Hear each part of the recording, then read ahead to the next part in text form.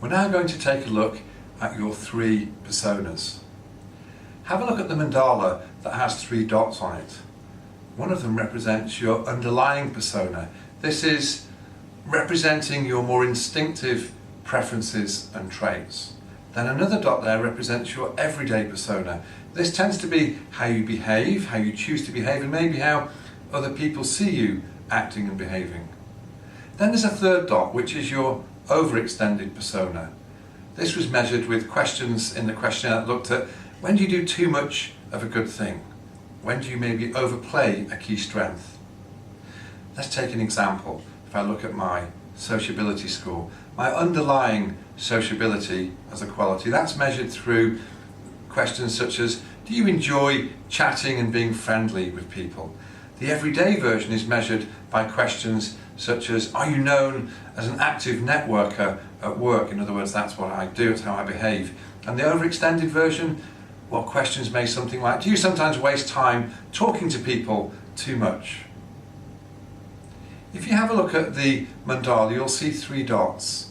If your three dots are all clustered close to each other, sort of what you see is what you get. Your behaviour underlying everyday overextended is quite consistent. Again, it will be easier for people to read you.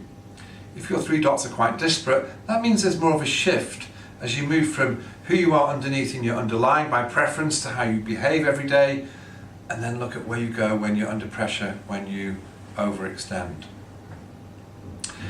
The location of the dot represents the highest of the 8 aspects. So for example, if there's a dot in the extroverted 1/8 of the mandala for underlying, it means that in the underlying persona, extroversion is the highest of the 8 aspects.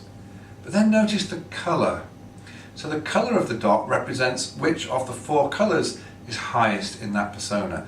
So if the dot in extroversion is actually red, it means extroversion is the highest of the 8 aspects, but red is the highest of the 4 colours, which sort of tells you that this person's extroverted, but a combination of their extroversion, outcome focused and discipline driven, that on average is higher than any of the other combinations that make the other 4 colours.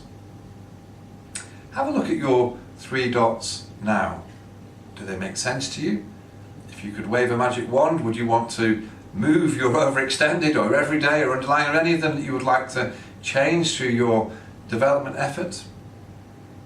We typically don't change radically in terms of these 3 dots, but it is possible through our professional development to make some improvements, to temper our overextended and to adjust our behaviour for a different context. So have a think about that now.